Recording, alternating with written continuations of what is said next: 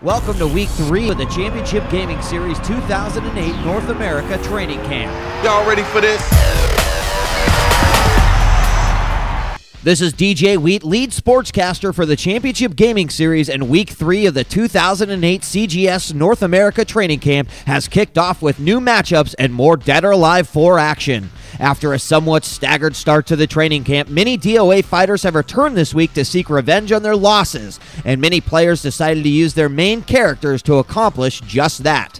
While those who are sailing into this week with a victory are looking to maintain a winning record and separate themselves from the pack. Tonight's male DOA4 players will be playing on Crash Club. This small arena is meant for up-close and personal battles. Throw in some electrified fences and floors, and you've got a lot more to worry about than just your opponent. The female division will be duking it out on Biolab Core, another small map where electrified floors and walls can supplement any character's attacks. The first match of the night features Chicago's Black Mamba and Carolina's Offbeat Ninja, both using their main characters.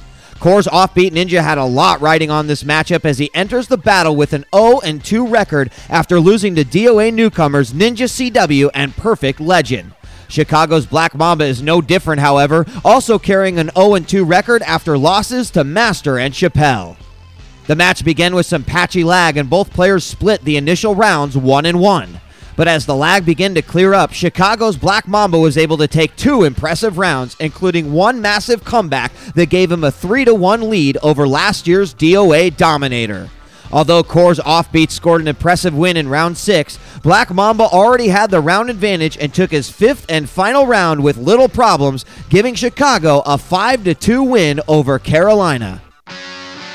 Chicago's Kasumi-chan versus Carolina's Mystic. The World Finals rematch presents itself in training camp this week as Chicago's Kasumi-chan and Carolina's Mystic go head-to-head just as they did last year. The first set of rounds all came down to low health wins, and Mystic was able to get those extra hits in to take an early 3-0 lead over Kasumi-chan. As round 4 began, Mystic turned up the heat and absolutely crushed Kasumi-chan with extremely aggressive tactics and well-placed low attacks.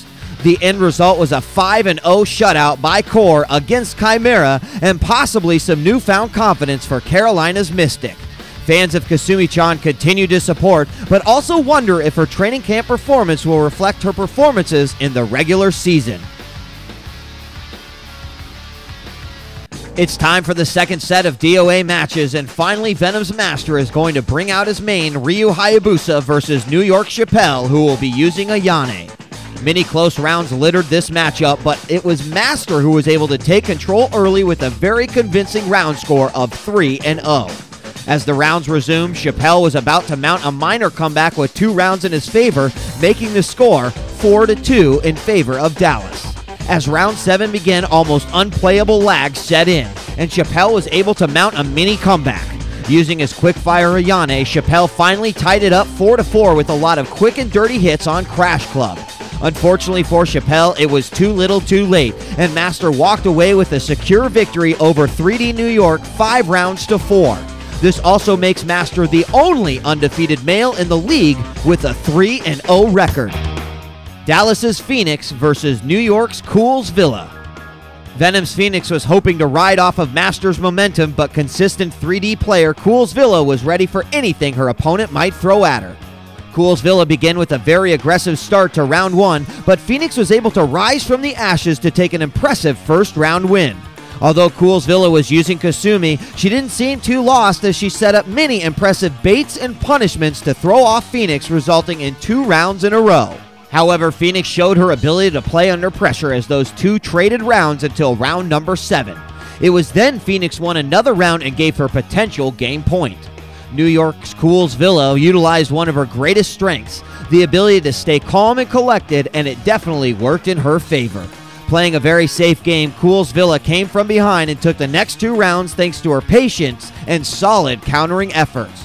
Although a close matchup, Venom's Phoenix fell to 3D's Cool's Villa, final score 5-4 for New York. The last DOA male match of the night features LA's Perfect Legend playing as John Lee versus San Francisco's Ninja CW playing as Genfu. The opening rounds featured some minor lag, and Perfect Legend was able to take control with a first round win. But as round 2 began, more lag started to plague the players, and Ninja CW made adjustments to the latency to win 3 rounds in a row, making it 3-1 in favor of Optics. LA's #1 draft pick, Perfect Legend, showed just how perfect he is with a flawless victory in round 5 that even had me speechless. Realizing his lead was in danger, Ninja CW began to focus on the aggressiveness and mistakes of Perfect Legend, allowing him to squeeze out the 2 rounds he needed for victory. LA's Perfect Legend tossed the dice, but it was San Francisco's Ninja CW who played off Perfect Legend's gambles to win 5 rounds to 3. The final DOA match of the night featured first versus last. Optics Vanessa was first place finisher in Dead or Alive Female last season, while Complexity Belle was last place finisher. Vanessa opened up the match with her traditional "I'm going to crush you" aggressive play. Unlike last season though, Belle seemed fairly prepared for the onslaught of attacks and was able to push back Vanessa with some nice counters. Vanessa picked up 2 early round wins, but she was certainly tested by LA's Belle in both rounds. Up 3-0, Vanessa was constantly forced to switch up strategies as Belle was playing a very smart game. Although Belle had some impressive showings, Vanessa's experience was too much for her to handle. Capitalizing on whiffed attacks and throws, the unbeatable Vanessa took the next 2 rounds to give Belle a familiar 0-5 loss. However, Belle definitely came to fight, and the 0-5 loss does not indicate how close some of these rounds actually were. Make sure to check out more full-length matches from the Championship Gaming Series 2008 North America Training Camp